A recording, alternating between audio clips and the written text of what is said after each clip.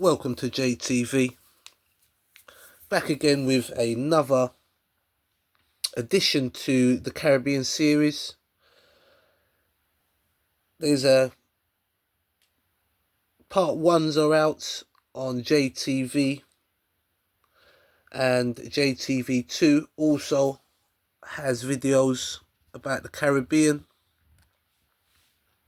In this video, I'm going to be looking at natural disasters. As we can see, Asia's been rocked by an earthquake in 2025, and the Caribbean is also on fault lines as well. The volcanic islands rising out of the sea, so they've also got their share of problems with natural disasters, hurricanes, tsunamis, you name it, it can happen. So we'll be looking at the preventions, and we'll also be looking at some of these disasters that has struck across the Caribbean. This is JTV. Agree or disagree, this is the place for you. Let's ride. What I've seen happening worldwide in terms of hurricanes and so, I'm hoping and praying that we don't really get, because I think this place will be devastated. I don't think we can handle a hurricane of any magnitude. The Caribbean is a high-risk area for natural disasters. One of our biggest risks is for hurricanes coming off the Atlantic. Hurricane warnings, hurricane watches occur every year during the hurricane season. We can expect to see changes in the intensity of these hurricanes. We are witnesses to that. You should be able to know what you're going to do with your animals if you have to evacuate or if they have to evacuate. How can you be ready for a natural disaster? We can only try to survive it and pick up the pieces, put them back together, and go again. Soon as we have sorted something out and we're on the road to recovery, something else happens.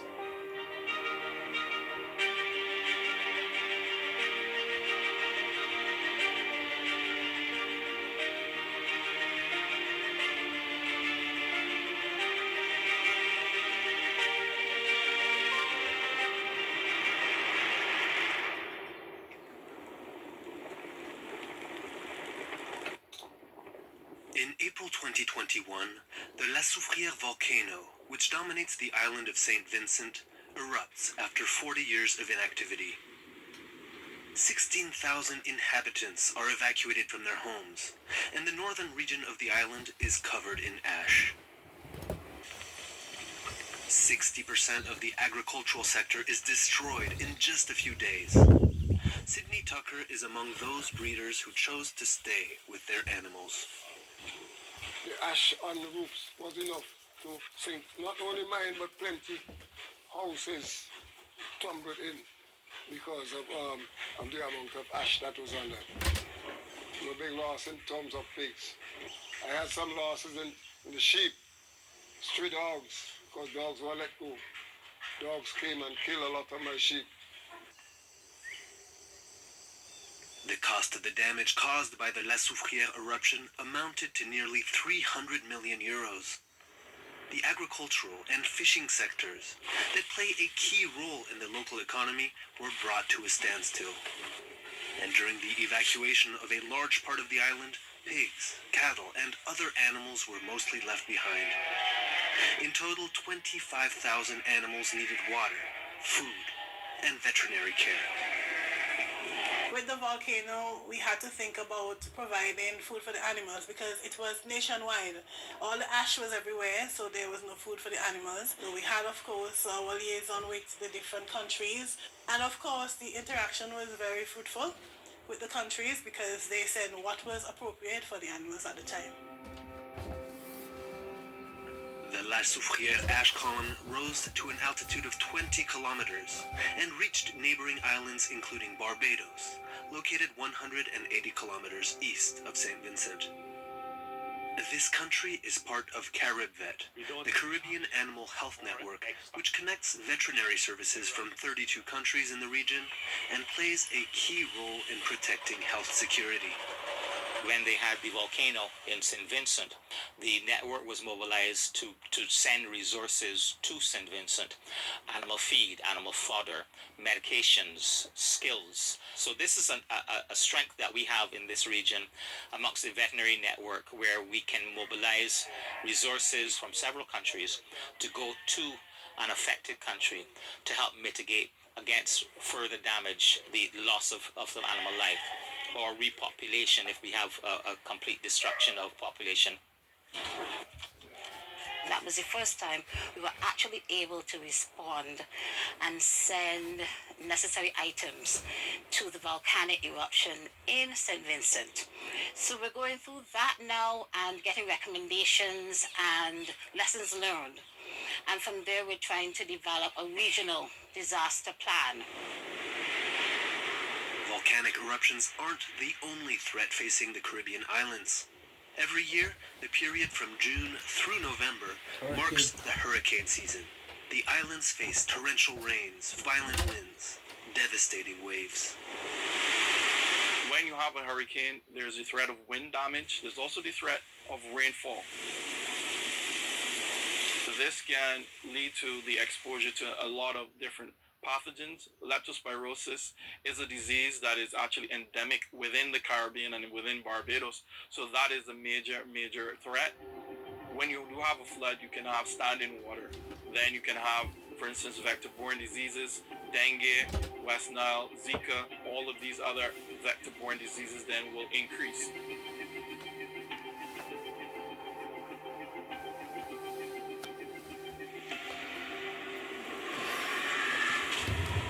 Hurricane Tomas caused 44 deaths in the Caribbean and hit Barbados in October 2010. 1,200 homes were damaged on the island, and gusts of wind tore off the roofs of the sheds that housed David Waldron's breeding chickens. The hurricane, it was at night, so no one was actually here. You hear the wind, but you're not going to come out. So when you come on the farm in the morning, then you see the chickens, they were 2 days old, and there's nothing that we could have done, because most of them died. We recovered for the chickens, but not from the actual structure and stuff. We had to do all of that. No insurance was covered that. To prepare livestock owners for these devastating extreme weather events, veterinarians are on the front line. In addition to ensuring livestock health monitoring, Terence Mayer participates in the creation of a national emergency plan in Barbados. Adapting infrastructures, storing food and water is essential to limit the impact of future hurricanes on the livestock sector. With regard to natural disasters like a hurricane, I do not think many persons are prepared. They have no other structures in place. They will have maybe the shed or the field, but there's no temporary like electric fencing, solar fencing. Persons do not have enough water, usually stored on the farm. And I don't think there are enough meetings to discuss the worst case scenario. You know, we've been fortunate for many years and we seem to go on that. The disaster scenario that Barbados fears has already occurred several times in the Caribbean. It takes the form of Category 4 or 5 hurricanes, which strike for several days on islands where the population is mainly coastal. Some very flat islands have been devastated.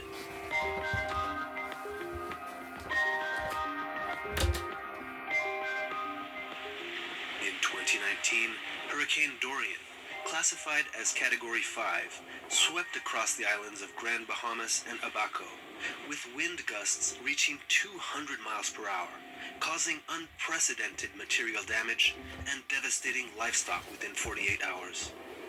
The progression of this hurricane, one of the most powerful ever observed in the Atlantic, was monitored minute by minute within the National Emergency Management Agency in Nassau, the capital and largest city of the Bahamas. Here is what we call our National Emergency Operations Center. Once any systems impacting any sector of Bahamas, I call a full committee of members here to track and monitor the system as approach. We are now using Hurricane Dorian as our baseline storm to see how we responded to a particular event. And all of our planning will be based on the lessons learned from that exercise. How to better care for the animals when our pending storm is approaching. And the simple thing is just to tag your animals, mark them, and let them go. And they can naturally find higher grounds to survive. Because of climate change, the intensity and frequency of hurricanes are expected to increase. These, however, are just some of the threats faced by animal health services where multiple sectors are required to work together to respond. To cope with this uncertain future, stronger and better preparedness against emergencies is urgently needed. It is important that we are well prepared for a range of hazards, which include extreme weather events, disaster outbreaks, and agro-terrorism. National emergency management platforms that bring together animal and public health, security, environment, civil society, and legislative sectors are essential. That agri-terrorism, I remember in Jamaica, I used to see a small yellow plane used to fly over. And the farmers, the local farmers, would say that they were spraying their crops. And it was some sort of chemical warfare. And this was up in the highlands of Jamaica. So people quite aware of certain things being practiced in these areas, but had no real proof to say whether or not this is true, or the governments there was no sort of prevention of aircrafts just flying over your country. So military and terrorism on a whole has affected the whole region of the Caribbean. We have seen changes in hurricanes in the region. Never have we seen a Category 5 in the area of the Leeward Islands. In 2017, we saw 2 of them within a week. So we've seen a lot of changes in the patterns when it comes to the hurricanes. We need to give people warning about these events so that they can prepare themselves and their properties for them.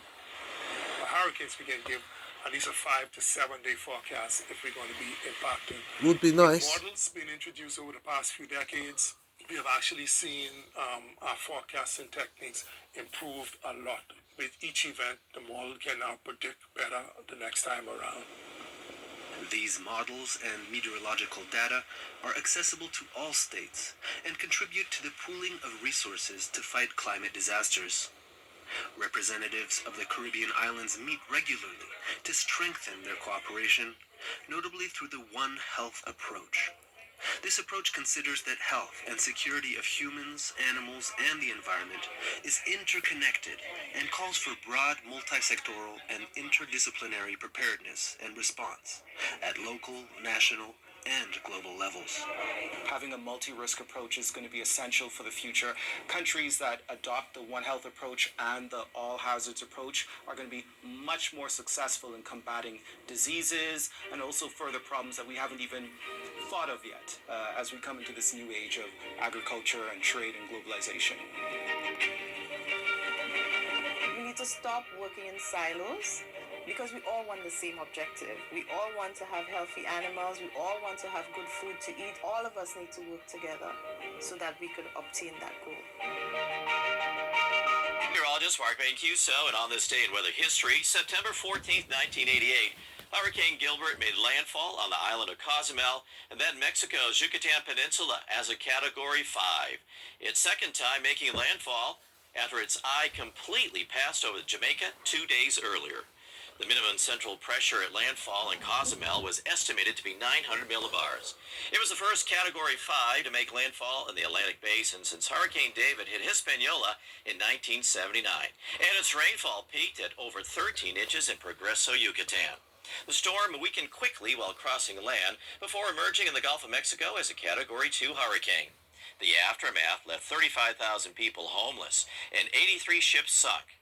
60,000 homes were destroyed, and damage was estimated at between $1 and $2 billion. In the Cancun region, a further loss of $87 million due to a decline in tourism. During Gilbert's lifespan, its highest winds were measured at 185 miles per hour and reached one of the lowest pressures on record at 888 millibars. It wreaked havoc in the Caribbean and the Gulf of Mexico for 9 days, 22 years ago. I'm Mark Mancuso.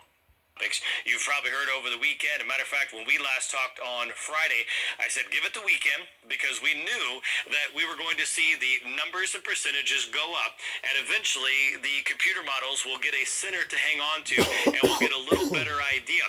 Unfortunately, what's happened here is the National Hurricane Center on Sunday began initializing what they call an invest, and all that means is they're now investigating it. They're running computer models on it, but those computer models don't have a tremendous amount of value yet because we haven't seen the center of what will become a hurricane develop quite yet.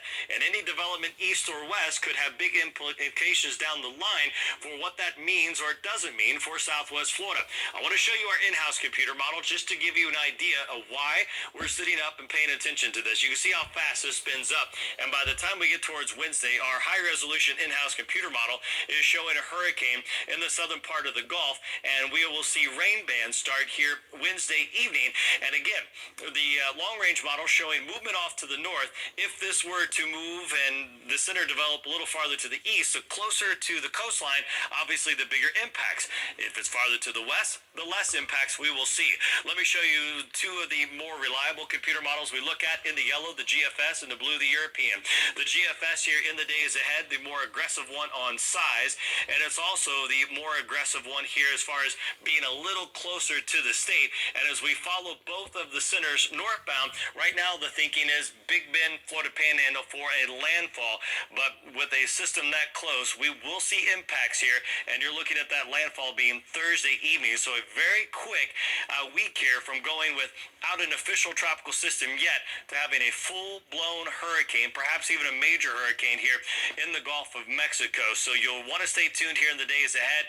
The high-resolution computer model locally shows Tuesday we're still seeing scattered showers and storms, but by Wednesday we're going to start to see those rain bands move through. There's lunchtime, and you can see more moving through in the late evening and overnight hours. The next name up on the list is Helene, followed by Isaac. There is one other area off the coast of Africa right now, way out there, that has a 70% chance of developing.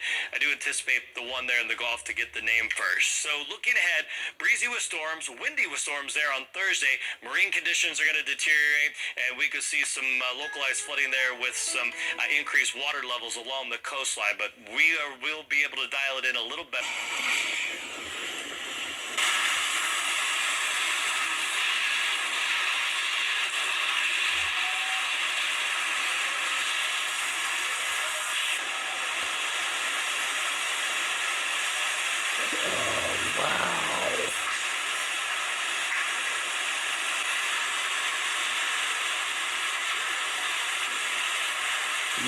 Water drum's gone.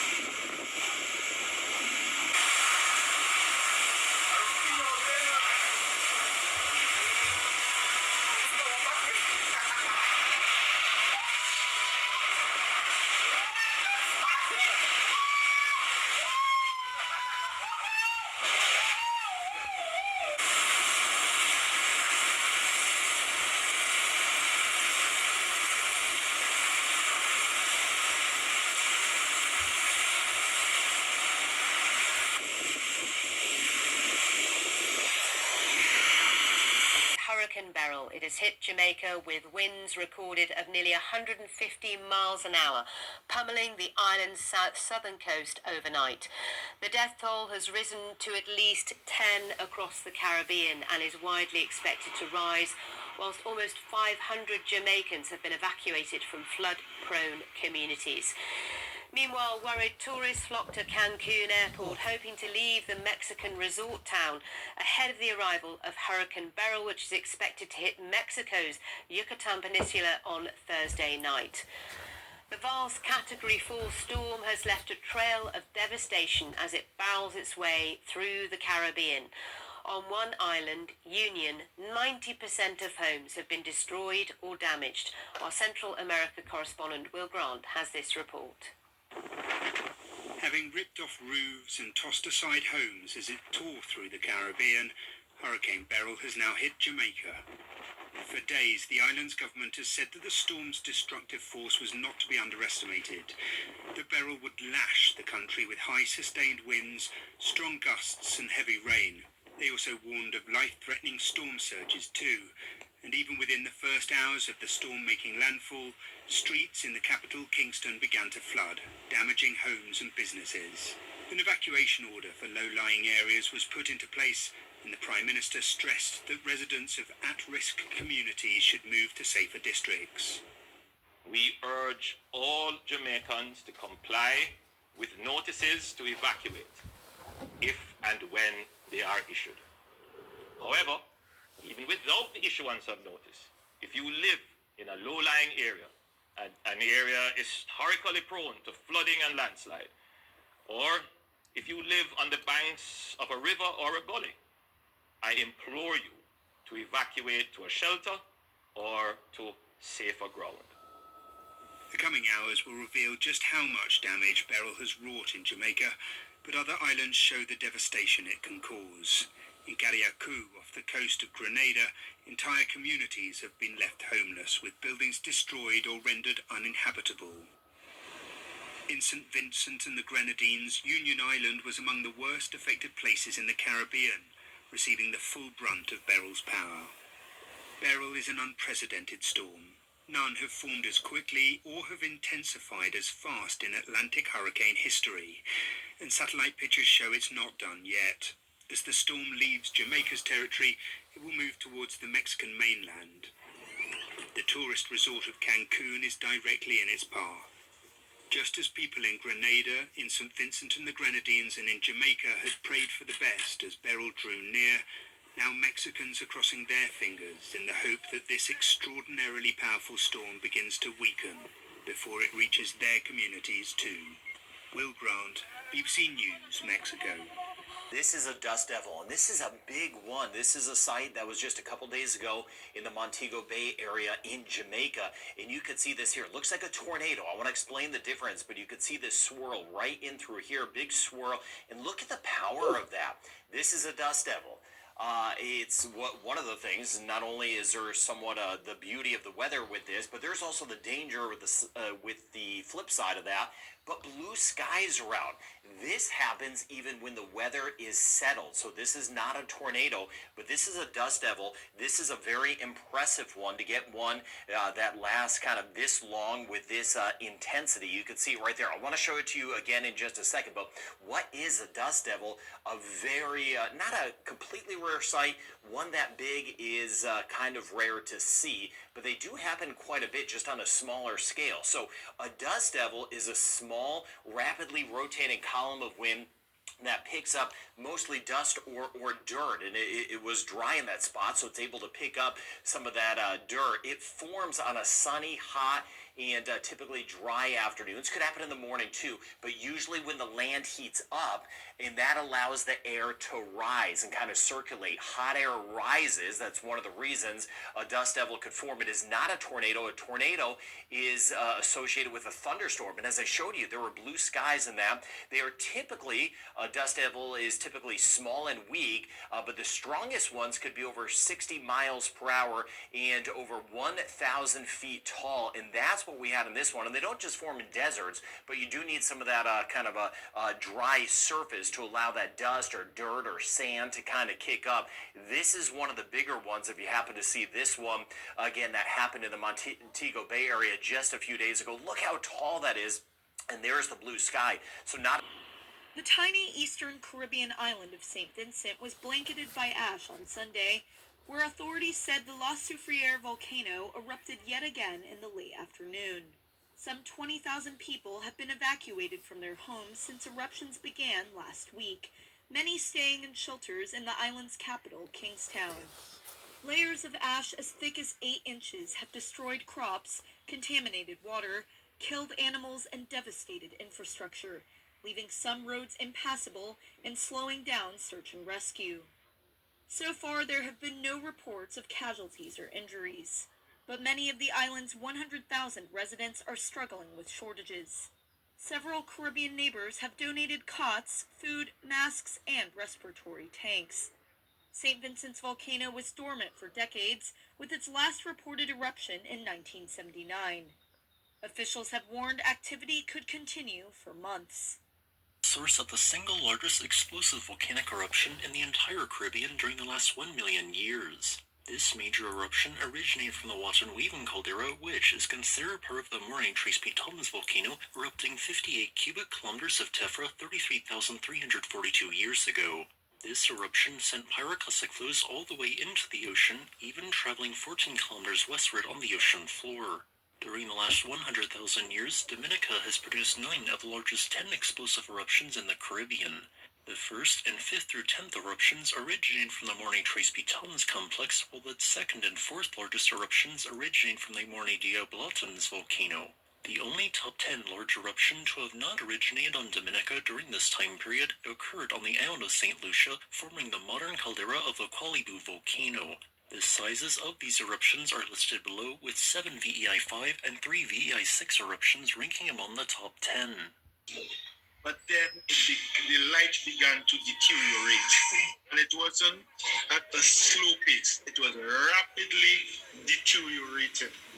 And I know where the volcano, the summit, the crater is situated.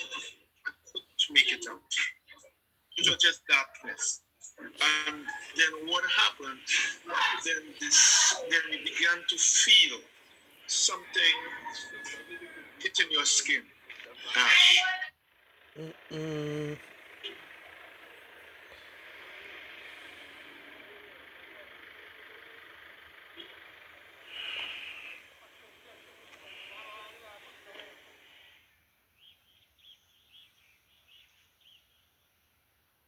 The eastern Caribbean island of St. Vincent, after a volcano on Friday, sent a cloud of ash and smoke high into the air. The Prime Minister said evacuees had been temporarily housed on cruise ships and on safer parts of the island. Our Central America correspondent Will Grant reports.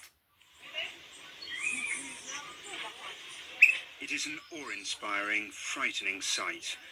Captured by the islanders of St. Vincent as they fled the affected areas, huge, thick plumes of smoke and dust were sent shooting several kilometers into the air as La Soufriere unleashed its incredible explosive power. It was bright. But then the light began to deteriorate. And it wasn't at a slow pace. It was rapidly deteriorating. It was just darkness. And then what happened? Then we began to feel something hitting your skin. Ash. And as the ash filled the sky and blocked out the sun, these were the scenes as daytime on the island turned as dark as night in moments. These eruptions are rare, just a handful in 200 years. The last was some 40 years ago with no casualties, and the government on St. Vincent are trying hard to avoid loss of life this time too. I hereby order as follows. 1. The evacuation of all premises in the areas designated as the red zone on the northeast and northwest of St. Vincent. and the evacuation of the area itself. To aid the evacuation order, a vessel was sent to the leeward side of the East Caribbean island. A number of large commercial cruise lines which operate in the Caribbean have also pitched in, and some residents found themselves aboard ship if they didn't have safe haven with family elsewhere. This is not a drill. Disaster preparedness in the Caribbean is generally well coordinated. However, a volcanic eruption of this magnitude is a challenge of a different order, especially amid a pandemic. The threat of what can happen if the evacuation doesn't go smoothly is ever present. When La Soufrière erupted at the turn of the 20th century, 1,600 people are believed to have died. Though many on St. Vincent hoped they would never live through such an eruption, the hope is now that they can ride it out safely.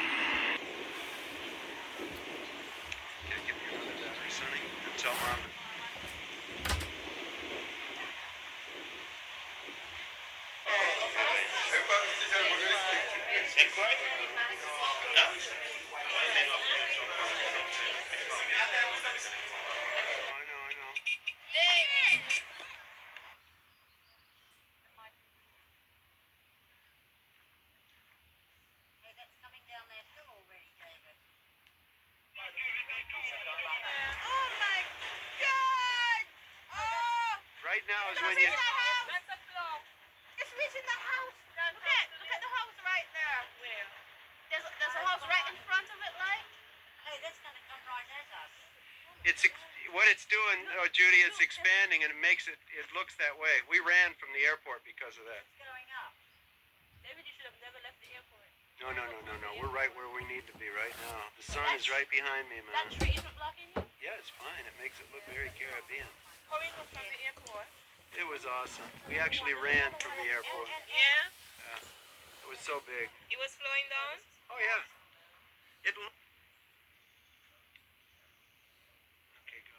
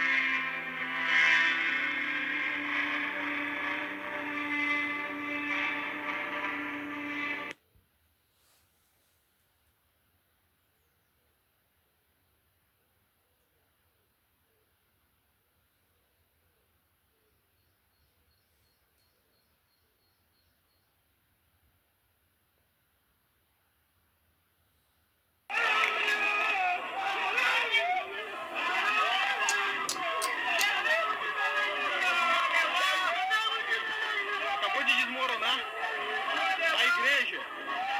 Quase que é em cima da gente aqui. Dá uma olhada na poeira. Sumiu um monte de gente que estava aqui embaixo. No momento. No exato momento da tragédia aqui. My gosh. No exato momento da tragédia. Meu Deus do céu.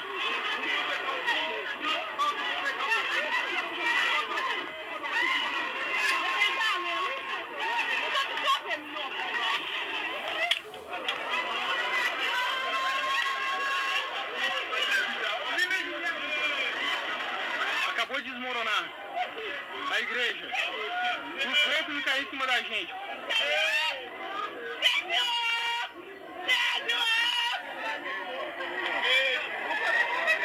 Vai do céu.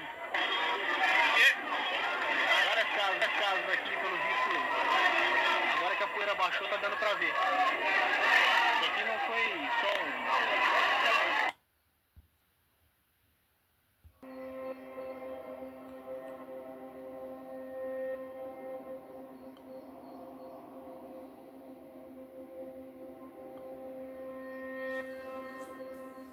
My life was going on very well before the earthquake. Kechi used to be a happy girl, but unfortunately after the earthquake, she is sad. On the day of the earthquake, I was at home studying.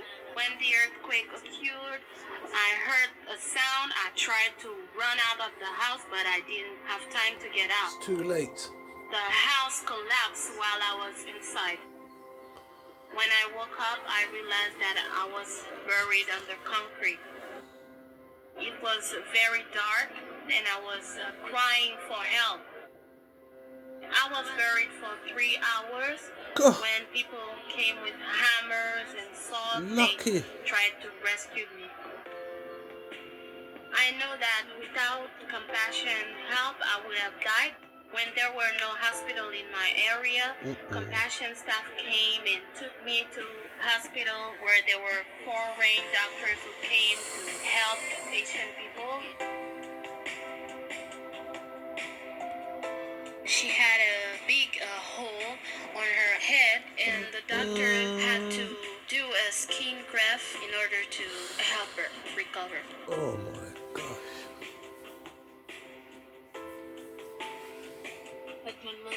After my house collapsed, I didn't find any food or water, and we had no place to sleep.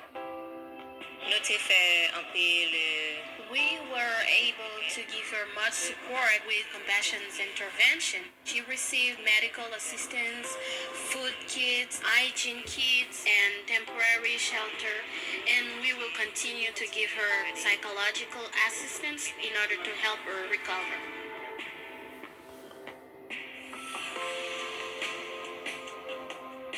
I am confident that Keichin's life will improve and she will be completely recovered.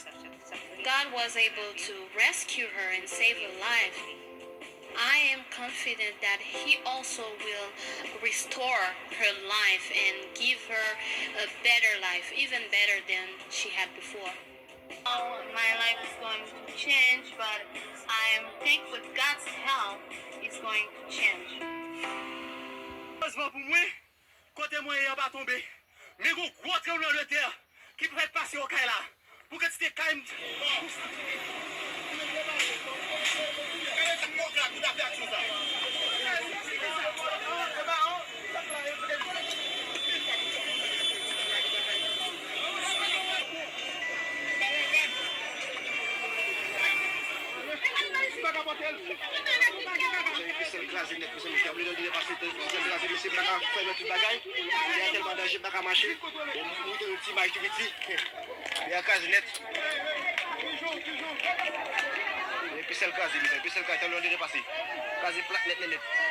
About the destruction left in the wake of a 7.0 magnitude earthquake that hit Haiti Tuesday afternoon.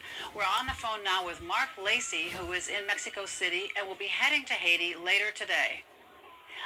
Mark, we're hearing, of course, thousands dead, hospitals collapsed, even the palace has collapsed. What kind of details do you have at this hour?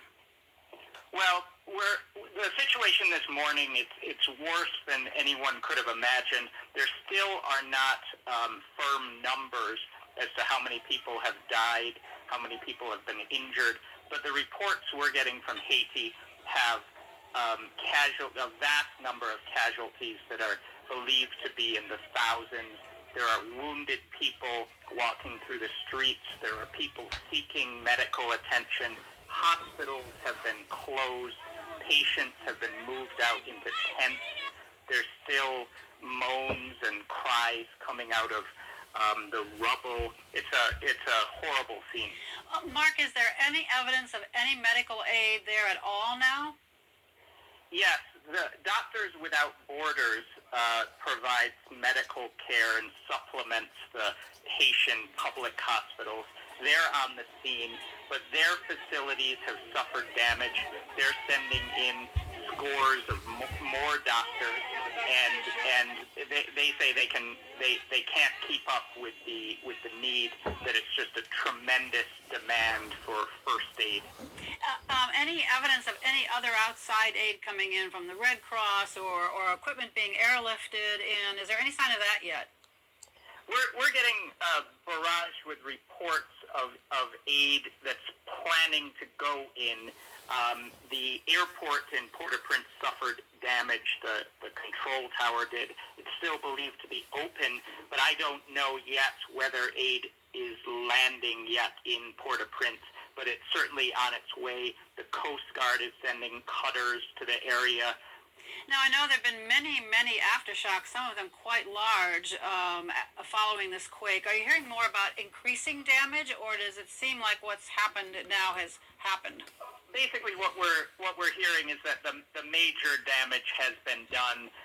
What we don't know at this point is how far this damage extends outside of the overcrowded capital. Most of the population of Haiti lives outside of Port-au-Prince. These were strong quakes and aftershocks, and it's believed that the damage will extend into villages and towns far from Port-au-Prince and possibly throughout the country. So that's what we don't know. We have no idea at this point. The country is closed off. Roads are cut off. Bridges are believed to be down. Communications are horrible. So we lack a lot of information, but we know it's a devastating earthquake and a real humanitarian tragedy there. Is there any sense that the government there is functioning at all and can, do anything to help?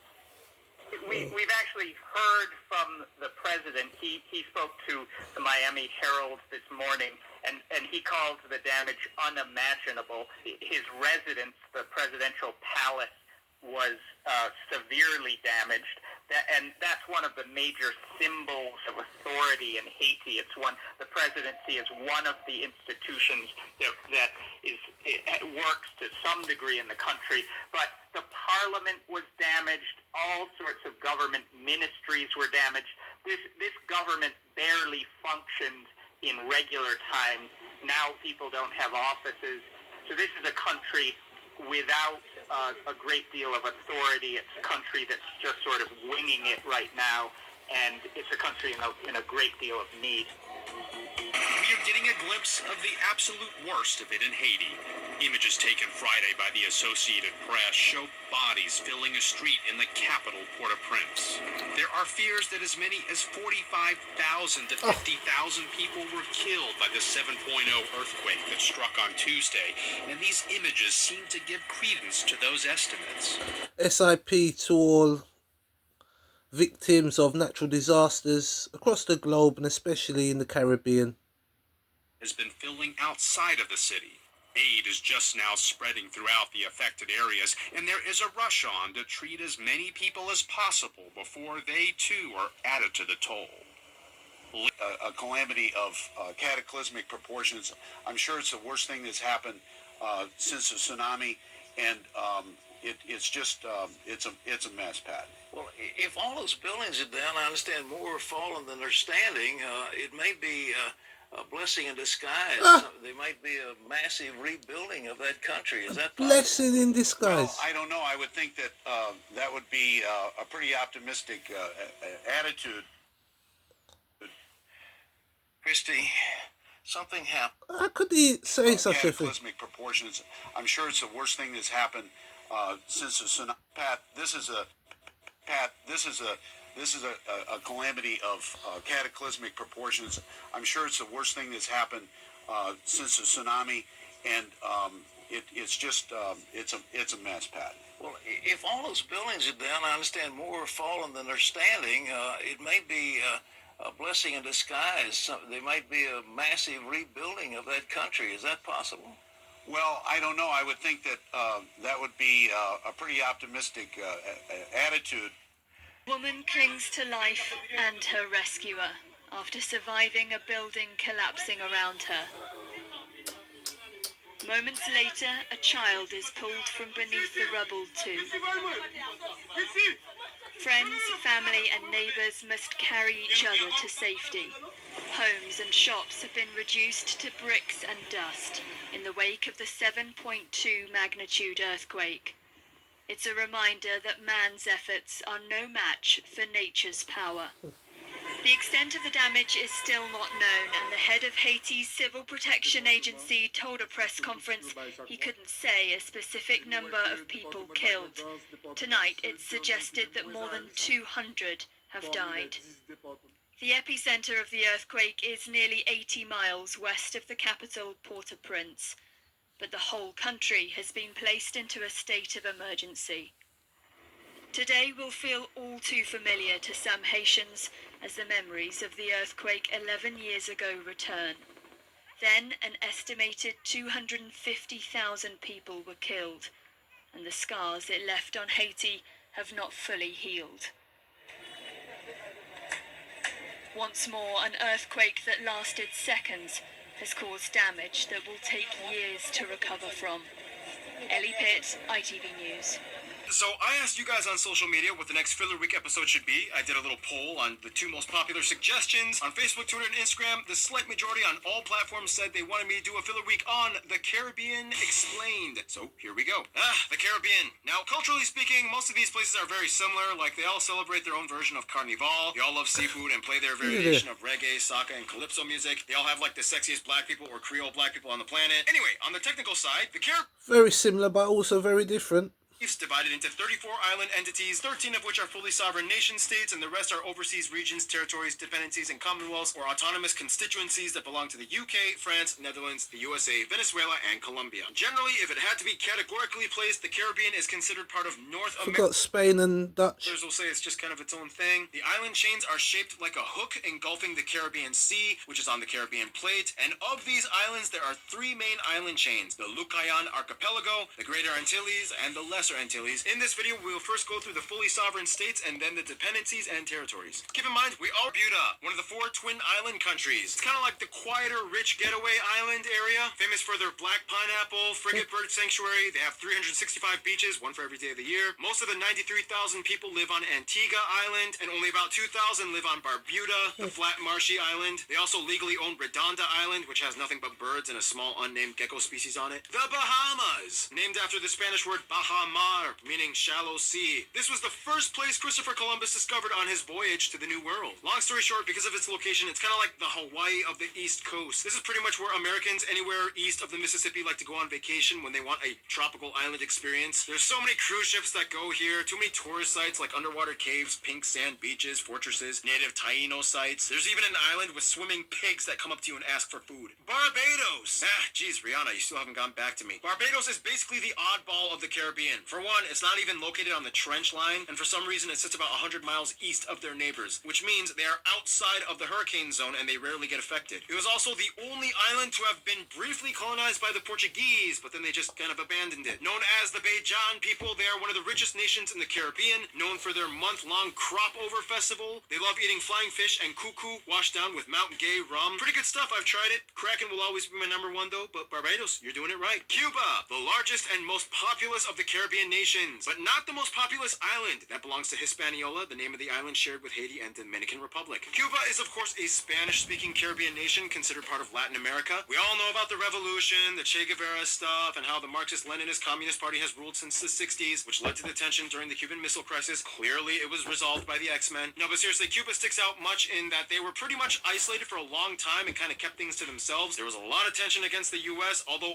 awkwardly, the U.S. still kind of kept Guantanamo Bay. Aside from all that, though, they have lots of resources and culture. I mean, you can still find the There was an embargo being performed. Boxing and baseball are huge out here. They love doing the mambo, cha-cha, and bolero, and rumba. Dominica, the quiet bookworm girl, youngest sister of the Caribbean. Dominica is probably the most well-kept island in the Caribbean nature-wise, and the government deliberately discourages mass tourism to maintain the beauty. Lots of rare animal species found here, including the national animal, the Cicero parrot, found on the flag, known for their purple feathers. This is a volcanic island, and it is still growing through the geothermal activity. They have the second largest hot spring in the world, Boiling Lake, and they have Champagne Beach with bubbles coming out of the ground. Dominica also has one of the highest centenarian populations per capita on the planet. Many say it's because of the healthy diet and the happy, carefree atmosphere. Dominican Republic. Dominicans have quite a reputation. First off, they share the island with Haiti, and together the island as a whole has over 20 million people, about twice that of Cuba. The Dominican Republic is, of course, a Spanish-speaking Latin American country, yet for a long time there was a lot of tension between them and the French and Haiti. Haiti even took over for a time, and lots of crazy things happened. For what it's worth, though, Dominicans are definitely known for being some of the best baseball players in the world. They, along with Chile, are the fastest talkers in the Spanish-speaking world, and many people have trouble understanding them. And there's always like this weird rivalry they have with Puerto Rico in like everything: food, dance, sports. Who has the best celebrities? Although let's be real, come on, J-Lo, sorry, Dominican Republic. For what it's worth, though, the majority of the people in the DR are either black or mixed with black, making it the blackest of all the Latin American countries.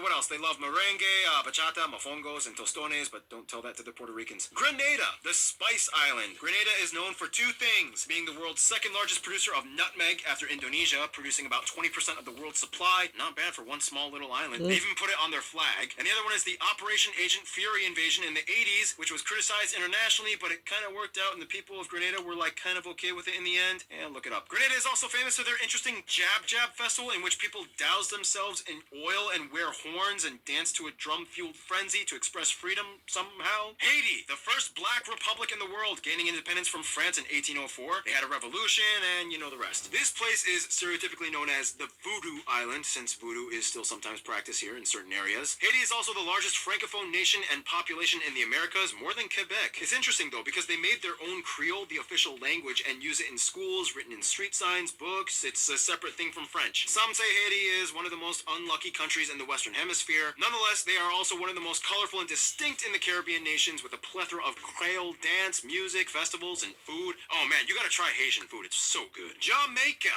the music island. We all know this guy. Not too much I can tell you that you probably don't already know. The birthplace of reggae, ska, rocksteady, genres that would change the face of music forever. They produce the most music per capita out of any nation in the world. So many famous Jamaicans too, not just in the music industry. I'm sure you've heard of many of them. In any case, Jamaica has its pride, yet its problems, yet overall is probably one of the chillest nations in the Caribbean. Oh, and they have the fastest runners in the world. Now we reach the Three Saints, St. Kitts and Nevis, known as the mother colony of the West Indies. This was the first European colonized area in the Caribbean. St. Kitts and Nevis is the smallest sovereign nation in the Western Hemisphere, both in size and population, with only about 55,000 people. Out of all the saints, St. Kitts and Nevis is the most English-influenced one, as opposed to the others, which were French. The island was formed by a volcano, and it has one of the shortest isthmuses in the world at the tip of St. Kitts. Let's see, they're also famous for the drunk monkeys. Hundreds of years ago, they were brought over from Africa, and now they are known for taking the leftover drinks that tourists leave on the beach, and they get totally drunk. It's hilarious. Look it up. St. Lucia, known as the Helen of the West Indies, because like Helen of Troy in the Odyssey, the island was fought over between the British and French 14 times. It's like a weird English-French mixed island. Like, even though the British got indefinite control in the 19th century, they still retained some of the French influence. Everyone speaks both English and Lucian French Creole. Otherwise, it's another volcanic island. Sulphur Springs is the world's only dive-in volcano. Let's see, they love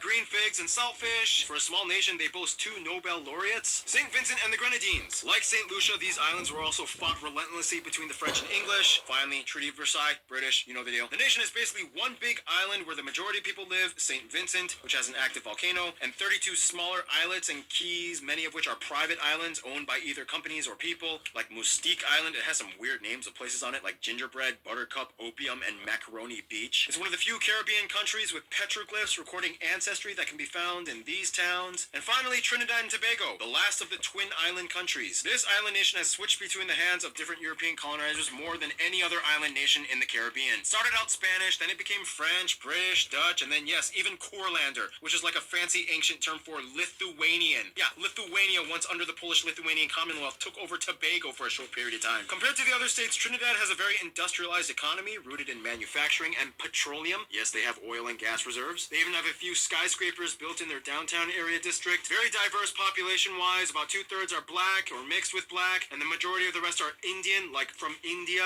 which makes about 1/5 of the population Hindu, which plays a strong role in the national festivals and holidays. Otherwise, yeah, what else? Nicki Minaj. And now we reach the overseas territories and dependencies and constituencies and so on. For the UK, they have 5 islands, all of which are pretty much tax havens. First, we have Anguilla. Yeah, that's how you pronounce it. Named after the Spanish word for eel, because the islands are kind of shaped like an eel. Only about 14,000 people, and there's goats everywhere for some reason, and Chuck Norris lived there once. Virgin Islands. This used to be a huge pirate hangout, and today you might be able to find some buried treasure. When Richard Branson named his company after this place because he loved it so much, he spends about half the year on Nectar Island. Cayman Islands. Supposedly this was the birthplace of scuba diving. Really cool turtles, which is where it got its name from. And yeah, probably the biggest tax haven island of them all. Montserrat. This island had a huge volcanic eruption in 1995 that effectively shut down like half of the entire island and burned down the old capital. You can still see the old ruins today, and it's kind of interesting. Turks and Caicos. This is like Bahama's little brother that ended up staying with the UK, and at one point it almost joined Canada and could have been like Canada's Hawaii. No one knows exactly how they got their name. Something about cactus looking like a Turkish hat. I don't know. Yeah. They have one of the largest barrier reefs in the world, and they also play this thing called ripsaw music with a handsaw scraped with a knife. On a little extra credit, Bermuda is not technically the Caribbean, it's in the Atlantic, but it is a UK overseas territory, although sometimes people of Bermuda classify themselves as Caribbean.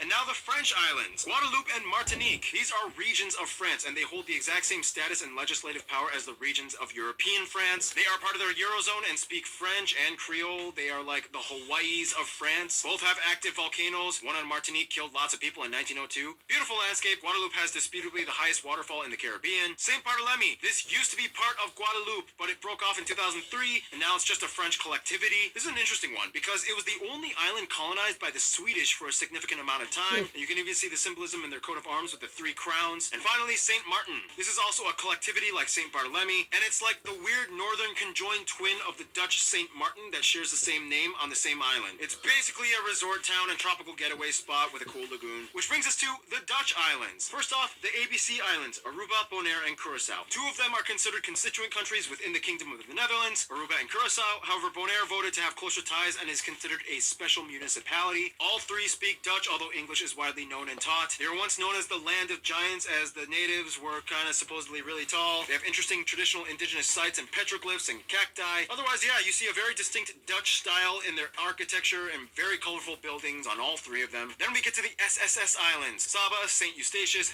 and St. Martin. Saba is a special municipality. It is basically just a jutting volcano, potentially still active, and it is the least populated out of all the Caribbean units with only about 2,000 people. It also has the shortest airport runway in the world. St. Eustatius is also a special municipality. It's also very small, and at one point they had a huge Jewish population. You can still see the walls of the former synagogue and Jewish cemetery. And finally, St. Martin. It's considered a constituent country like Aruba and Curacao. They also have that weird Princess Juliana airport with planes that get really close to the beach and people go under it. And now the South American islands. Venezuela operates the Federal Dependencies of Venezuela, a chain of about 600 offshore islands and islets only populated by about 2,200 people, most of whom are on the largest island, La Tortuga. These islands are also important not only in giving Venezuela an extended economic zone, but also maintaining their offshore oil deposits. And for Colombia, they administer the San Andres, Providencia, and La Catalina archipelago islands, confusingly closer to Nicaragua, but nope, they took over them. San Andres is the more popular one. It has a cool resort and the culture centers of the native inhabitants. Interestingly enough, though, they have a flag that basically is the same as Scotland's, just a lighter blue hue. Finally, the islands administered by the USA.